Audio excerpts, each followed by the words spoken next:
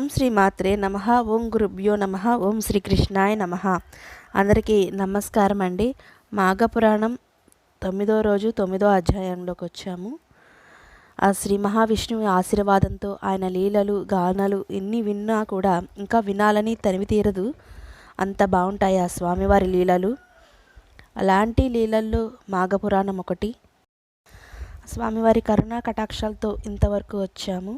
So ఇక మీదటి కూడా ఇలాగే జరగాలని ఆ భగవంతుడిని కోరుకుంటూ మీ అందరి ఆదర అభిమానాలు మా మీద ఎప్పుడు ఇలాగే ఉండాలని ఆశిస్తూ వీడియోలోకి వెళ్దాం. వీడియోలోకి వెళ్ళే ముందు ఇదే మొదటిసారి మా ఛానల్ చూస్తున్నట్టయితే లైక్ చేయండి, షేర్ చేయండి, సబ్స్క్రైబ్ చేసుకొని పక్కనే బెల్ ఐకాన్ ఉంటుందని ట్యాప్ చేసి ఆల్ బటన్ క్లిక్ చేస్తే మేము చేసే ప్రతి వీడియో మీకు నోటిఫికేషన్గా వస్తుంది. అలాగే ఈ వీడియోపై మీకు సలహాలు సూచనలు ఏమైనా ఇవ్వాలంటే దయచేసి మా కామెంట్ బాక్స్లో కామెంట్ పెట్టండి. ఇక ఆలస్యం చేయకుండా వీడియోలోకి వెళ్ళిపోదామండి. 9వ అధ్యాయం పుష్కరుని వృత్తాంతము.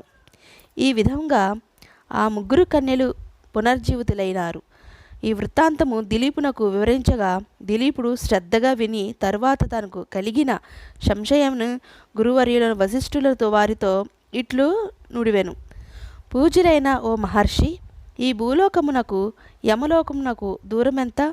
చనిపోయిన ముగ్గురు కన్యల ప్రాణములెంత కాలములో వేచి ఉన్నవి అని ప్రశ్నించాను.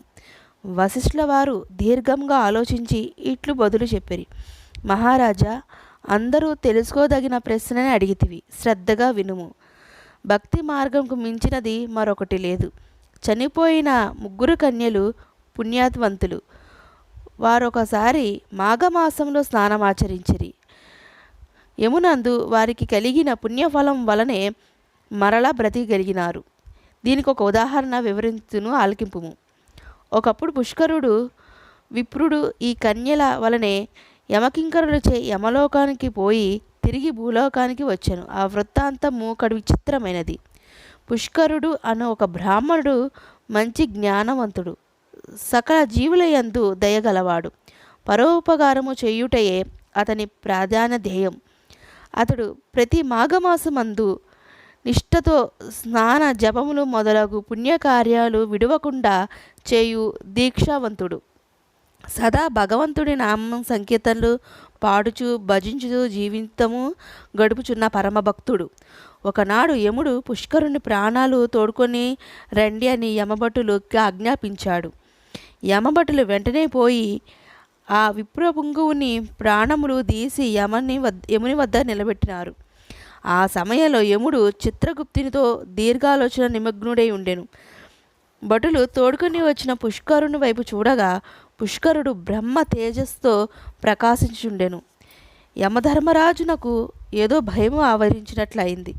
వెంటనే పుష్కరుని తన పక్కన ఆసనంపై కూర్చోండమని కోరెను. యమభటులు వంక కోపంగా చూచి, ఓ భటులారా, పుష్కరుడని పేరుగలవాడు ఆ గ్రామం అందే వేరొకడు గలడు.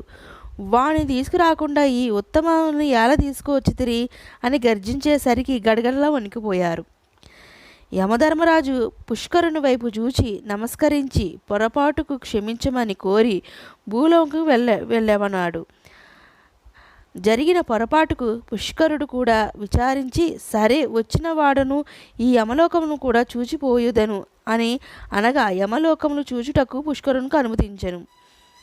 పుష్కరుడు ఒక్కొక్క దిశకు పోయి నరులు పడుచున్న నరక బాధను చూడసాగాను. జీవులు వారు చేసుకున్న పనులను బట్టి అనేక విధముల శిక్షను అనుభవించుంటుట పుష్కరుడు కనులారా చూచెను. అతనికి అమితముగు భయం కలిగెను. తన భయం బోవుటకు హరినామస్మరణ బిగ్గరగా చేయసాగాను. హరినామస్మరణ విన్న ఆ పాపజీవులు తమ తమ పాపాలను పోగొట్టుకుంచుండిరి. వారి శిక్షలు ఆపుజేయబడినవి. యమలోకమంతా చూచిన తరువాత పుష్కరుడు తిరిగి భూలోకానికి వచ్చెను. పాపులు అనుభవించిన నరక బాధలను చూచి వచ్చినందున పుష్కరుడు మరింత జ్ఞానంతో దేవుణ్ణి స్మరించుచుండెను. ఈ ప్రకారముగా కొంతమంది పుణ్యాత్ములు యమలోకానికి వెళ్ళి తిరిగి వచ్చిన వారున్నారు. ఇది నిజము. మును శ్రీరామచంద్రుడు పరిపాలించిన సమయంలో ఒక విప్రు కుమారుడు చనిపోయి ఆ వార్త విని రామచంద్రుడు యముని ప్రార్థించగా యముడు ఆ బ్రాహ్మణ బాలుని తిరిగి బతికించినాడు. అటులనే శ్రీకృష్ణుడు తన గురుపిన గురువుని కుమారుని చనిపోగా తన మహిమ వల్ల తిరిగి బ్రతికించాను.